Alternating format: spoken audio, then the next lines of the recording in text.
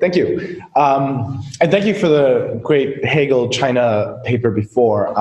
I don't know exactly how I'm going to follow that.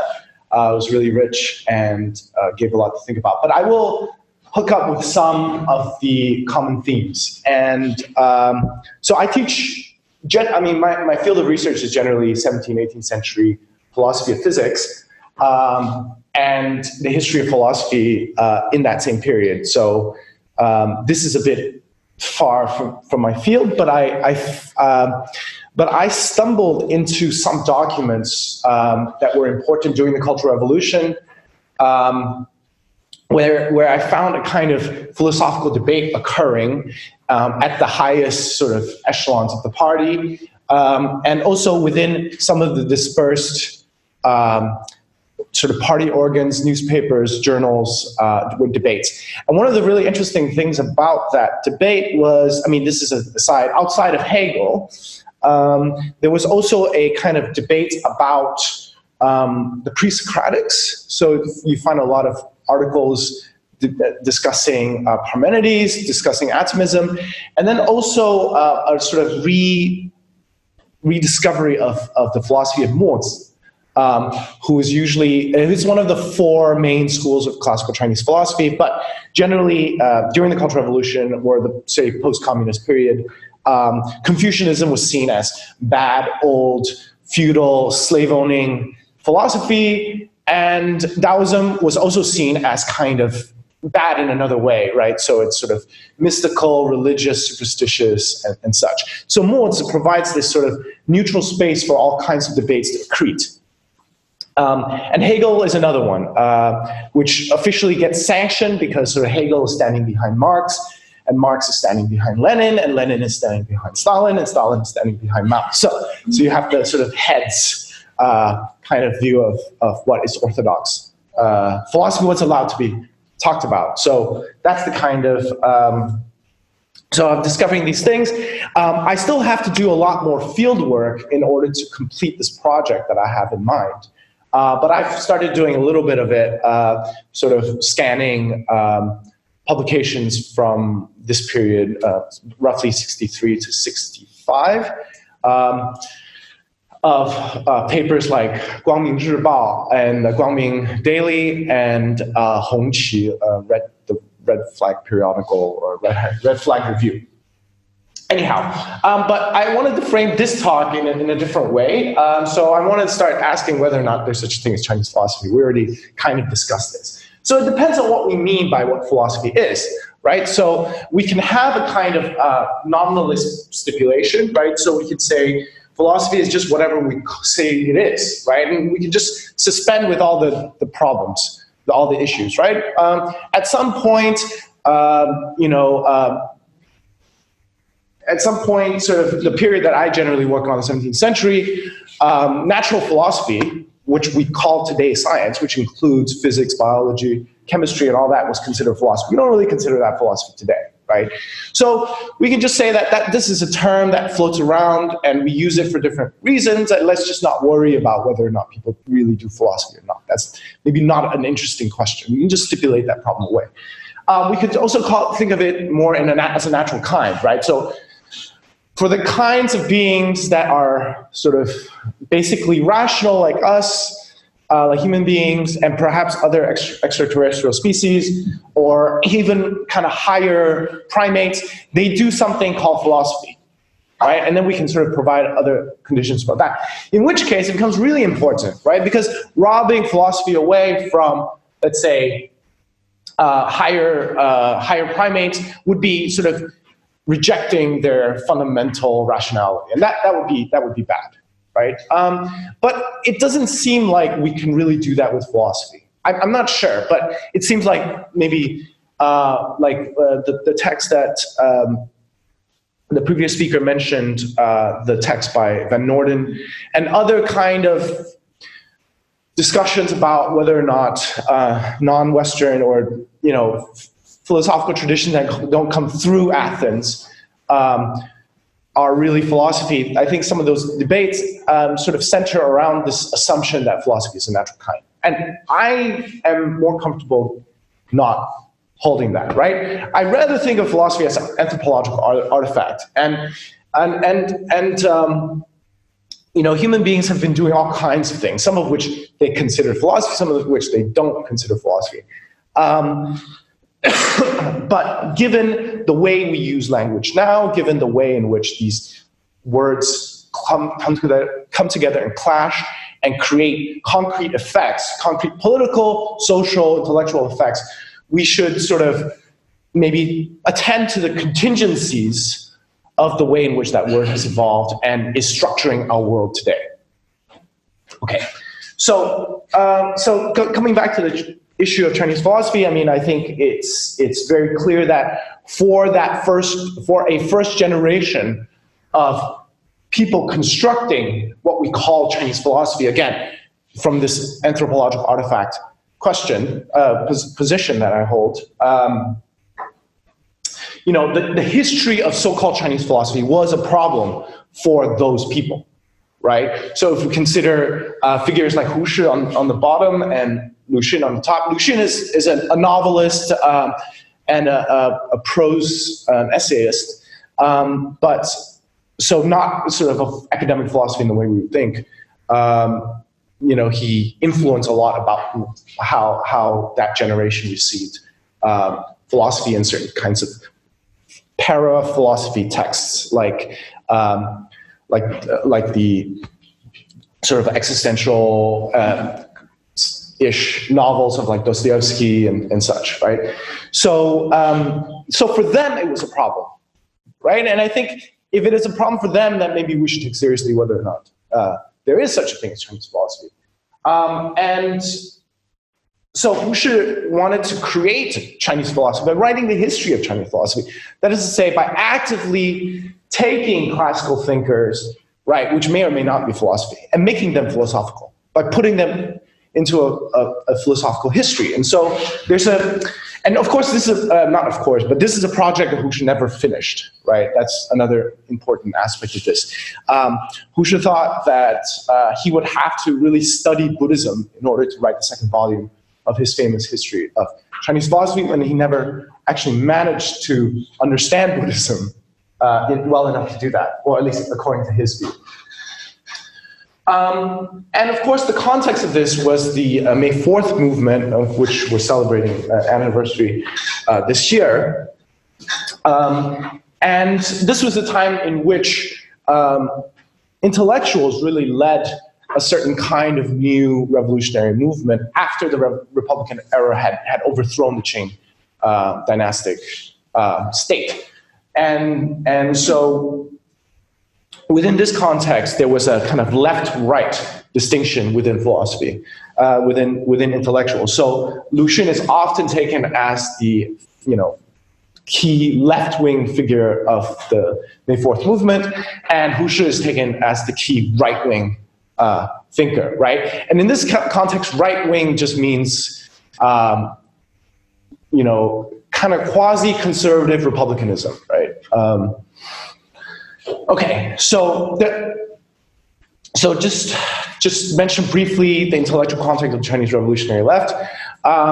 So I wanted to mention, I don't have a good picture of Helin, which is the guy on this here, but Helin was a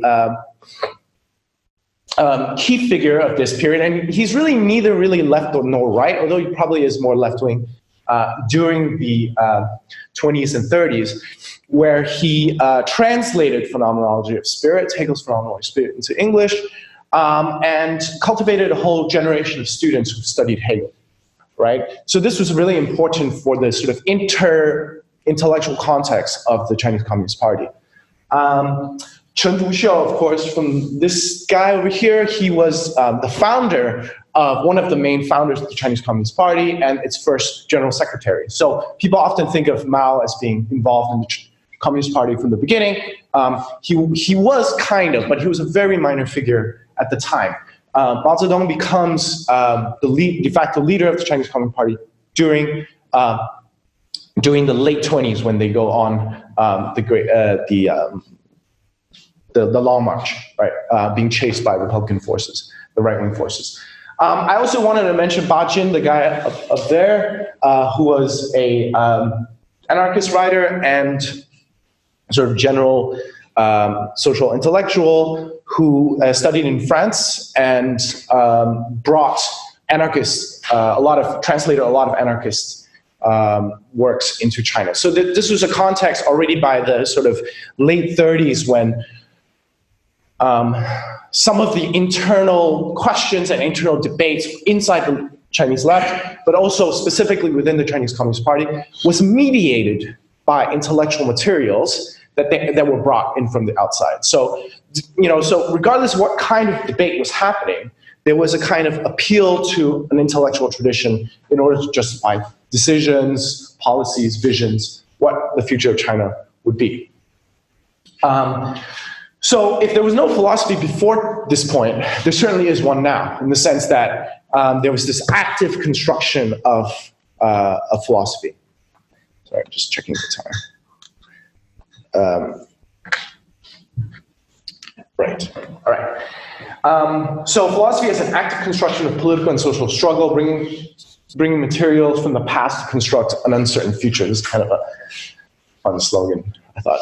Okay, so I just also wanted to mention that in Mao's publications, in Mao's work, there was also important philosophical contributions, right? Now, if you read some of them, you might be a bit embarrassed about how poor they are in actual philosophical character, but it does demonstrate that even Mao himself, who had already become sort of undisputed leader in the mid-30s in the north of China, the so-called red base of Yan'an, he still felt the need to describe his activity and his leadership of the party in philosophical terms, right? People didn't, you don't need to do that if you're sort of merely a military leader, right? Or maybe you do, I don't know. But this heavy reliance on philosophical material, Kant, discussions of Taoism, discussions of Hegel, especially, were all sort of central to the way in which he discussed strategy and the way in which he discussed other features of how he evaluated contemporary China. So if you've ever met a Maoist today, they probably all subscribe to the works of the 30s, right? So these are the key texts. On Practice, on Contradiction, on Protracted War, and on Dialectical Materialism are the classics, the very classics of Mao's interpretation of Hegel, right? Not nobody, but very few people are Maoists Maoist in the sense of describing to Mao the sort of brilliant thought in the late 50s and 60s, right? So, but nonetheless, there are a few important texts from this period on the correct handling of contradictions among the people, right? So that is a text about, how to deal with an internal adversary versus how to deal with an external enemy, right? So the enemy must be crushed. An internal adversary can be negotiated with, come together. So different kinds of contradiction, right? So it could be also read in some context as a scaling up and down of strong and weak negation in the logical sense, right? So whether or not you have a three-place logic or a classical logic or intuitionistic logic, for example. Where do the correct ideas come from? A quick answer is practice. Talks on questions of philosophy. This enters into the period that we're now concerned with, which is the Cultural Revolution. So 1964, directly within the context of the Cultural Revolution, Mao has this talk on questions of philosophy. And within it, he discusses all kinds of philosophy that I've already mentioned. He discusses Confucius, classical Chinese philosophy, but he also talks a lot about Hegel, talks a lot about Kant. So the lead up to the Cultural Revolution, just wanted to put some sort of general stage setting up. So China wins, Mao wins, the communists win the Second Chinese Civil War. They establish sort of red power in China. China is liberated, right? And then they enter into some sort of Soviet-led agrarian reforms, land reforms, and this ends up in a giant failure we call the Great Leap Forward. Because of this, and it wasn't just Mao's fault, right? But Mao took the sort of blame for it and steps down as the head of the People's Republic and the Communist Party, and then tries to sort of play some tricks to try to get back into power, but didn't really work very well. New liberalizing economic reforms were headed by Liu Shaoqi, who had after that point become the de facto kind of inspiration of the Communist Party. So what's important here is that the liberalizing reforms really took as its model not the later Stalinist model of collectivization, but the early sort of 20s model of Lenin's new economic policy. So the idea, Lenin's new economic policy was basically an attempt to bring Russia up to the point of being able to institute socialism by including market forces within the context. So if you watch actually documentaries about China in this period, you find sort of shops. I mean, in the 60s, in the late 50s and 60s, sort of like a reintroduction of market sort of market socialism, right, in China, and so this is kind of reforms led by Liu Shaoqi. So something sort of happens in the mid 60s, and the proletarian cultural revolution can be read in a number of different ways, but one of the key ways is to see Mao as being able to rock the sort of new clique that had installed themselves into the top of the Communist Party. So cultural revolution could be seen as an outward fight over some inward political battles of the Communist Party. That is definitely one story, but there are, of course, other stories to be told which are equally as important, which is a kind of struggle within the internal composition of the Communist Party, not at the top, but at the bottom. So fights at the top cannot really explain the sort of mass eruption of basically street gangs, right? So this is what what Mao called the Red Guard, Hong Wei Bing, right? And a lot of the dysfunction at the level of local Communist Party chapters fighting with other Communist Party chapters, calling them reactionaries, right, and such, or insulting each other in that way, and then getting into open street fights. So this reached its height sort of in the late 60s, 1966 and 67. And this was really open eruption, right, of political violence. The slogan from the top was bombard the headquarters, right? This is the slogan, right? So the question is, where are the bourgeoisie today? The bourgeoisie today is in the Communist Party. This is an attack on Liu Shaoqi, right? The idea that the new bourgeoisie are those people at the top of the party who are introducing liberalizing market mechanisms into correcting what they perceived as the sort of big failures of the Great Leap Forward. I mean, in a way, you could see this as actually the case, right? So when the defeated party, so at the end of the Cultural Revolution, Liu Shaoqi and the sort of liberalizing group were defeated. Some were thrown in jail, others were murdered. And sort of with the death of Mao and the rise of this new generation of party leaders, you really see that they weren't wrong, right? That the bourgeoisie today, I mean, if you look at China of 2019, the bourgeoisie today are the Communist Party, right? So they weren't wrong, okay, in sort of long historical period. But nonetheless, this had a very specific meaning at the time. And on the ground, the slogan of the Red Guards is the protectors of the revolution, right? Where is that revolution is no crime, it is right to revolt, right? So this idea that that the revolution needs to be defended by an increased and incessant permanent revolution on the streets. And So I'll just skip that.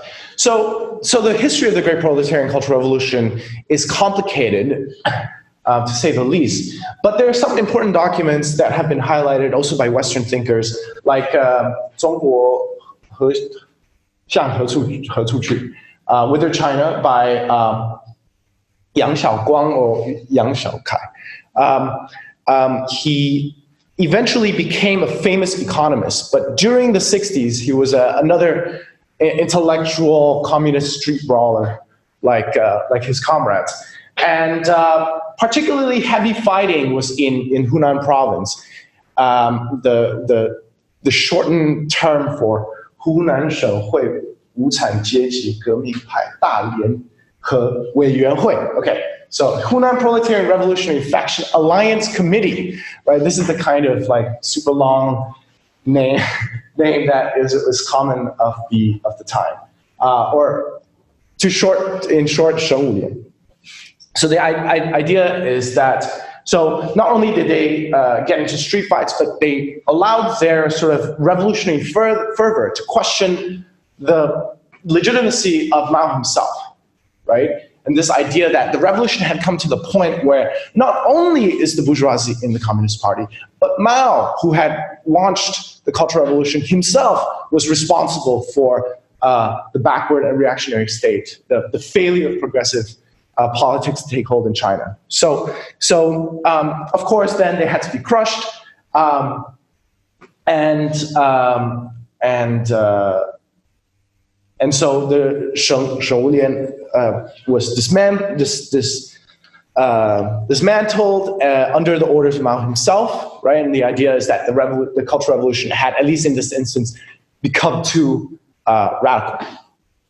So actions, especially in Hunan and Shanghai in the winter of '67, saw the height of this radical sort of revolutionary fervor that had sort of outstripped the parties, the members of the party that were sort of behind them, and they were militarily crushed, right, by the People's Liberation Army. And the idea is that Cultural Revolution is fine, but keep it within limits. But I think at this point, basically the sort of intention or the sort of legitimate historical dimension of the Cultural Revolution had basically all completely diminished. And what remains is just what the party members wanted in the first place, which is a kind of loosely organized state terror and also just kind of manageable street gang violence, right? It's basically coalesced around these groups. So following the liberalizing reforms of Liu Shaoqi, so there was a rejection of the Great Leap Forward and a rejection of models following Stalin's 5-year plan, and a reinvention of Lenin's neo-economic policy. I mentioned all this. So the philosophical enforcement was provided by a reinterpretation of Lenin's interpretation of Hegel, right? So in the phenomenology of spirit, this is the standard reading, subject is to move through all the stages of consciousness in order to accomplish or actualize absolute spirit. And through this path, consciousness must involve all contradictions, since nothing is without contradiction, in order to constitute this totalizing point. This is a pretty standard, maybe wrong, possibly wrong interpretation of Hegel. The idea that the phenomenology is this like totalizing project where everything must come into this process.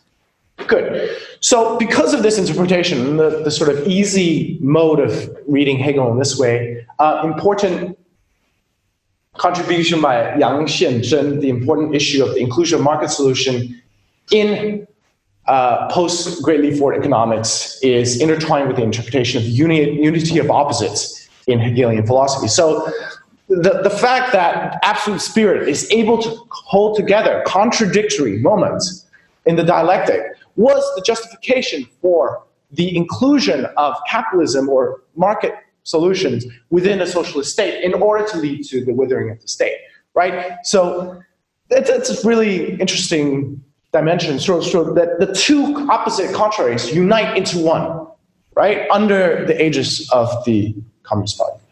So Young promoted the Hegelian idea of the unity of opposites, where dialectics move through its stages as harmonious incorporation of opposing forces, not contradictory forces, right? Okay. So so debates which trickle down, so to push back against this view, right, against Liu Shaoqi's view, Yang Xianzhen's view, turn to the science of logic, right? So within this debate, the science of logic was pitted against the phenomenology of spirit. Phenomenology of spirit is reactionary, unifying, and the science of logic was oppositional, right? Not focused on consciousness, not focused on totalization, right? This is the way that this is interpreted. And a few key passages, right? So in the Science of Logic, pretty far in, he says, for the result contains its beginning and its course has enriched it by fresh determinateness. The universal constitutes the foundation. The events is therefore not to be taken as flowing from one to the next.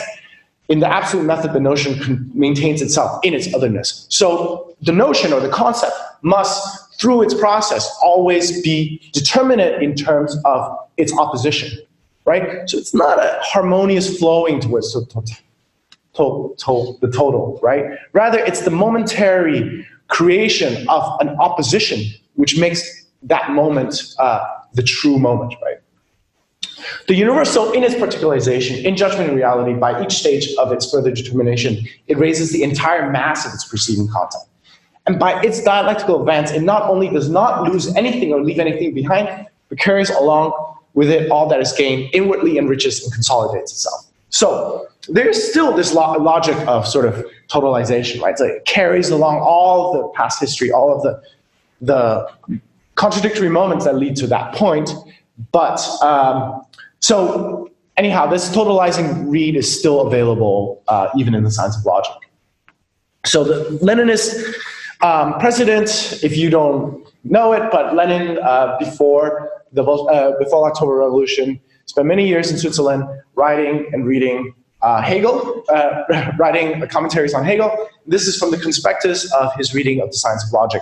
He says, Lenin says, Hegel puts forward two requirements. One is the necessity of connection and the imminent emergence of distinctions. He says, very important. This is what it means, in my opinion. Necessary connection, the objective connection of all aspects, forces, tendency, etc., of a given sphere of phenomena. And second, the imminent emergence of distinction, the inner objective logic of evolution of the struggle of the differences polarity. Right, so this became, sorry, I'm running out of time. This became for the Red Guards reading the Science of Logic, the sort of key issue, to see opposition imminently within their sphere, their local political group, their city, the Communist Party itself, right? That there's always constantly opposition, and it's the opposition, the contradiction, that needs to be raised up, not the resolution, the harmonious resolution into a totality. This is where in this section, I just develop a little bit more about what Lenin is reading in Hegel. It's sort of, despite what you might think of Lenin, he was actually a pretty decent student of Hegel. I'll just move into that. So the slogan within those party organs and within the discussions within the Red Guard was based around this idea, and there's another history to be told here behind this debate, which I won't get into. So the issue is this: the many unite into one, or the one divides into two. This is also applied then to the relationship between the unity of practice and thought, which is crucial to the Science of Logic. So this is ongoing debate within this period, right? So the anti-Liu Shaoqi faction engage one divides into two theses as an attack in line with the official call to bombard the headquarters.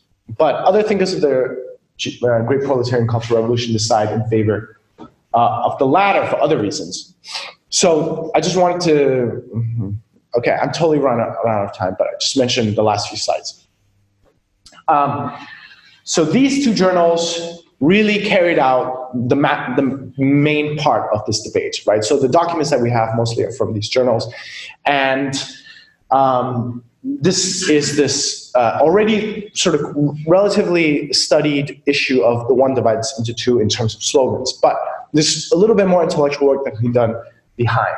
So basically, by the 70s, when the Gang of Four is in prison, this entire debate was over, right? So what I think is interesting here is that the interpretation of Hegel becomes the key issue in adjudicating sort of counterposing economic and social debates. And so the interpretation of Hegel was not a trivial issue, right? It was directly political. And it restructures the meaning of what we might want to call philosophy for the real organization of revolutionary forebears. I have some thoughts about whether or not this is an instance of post-colonial thought, but I think not, right? I mean, I'll just say that, that something happened in the absorption of Hegel within the interpretation, within the fights within the Communist Party that makes this something different. Okay, thank you. Sorry for going over time.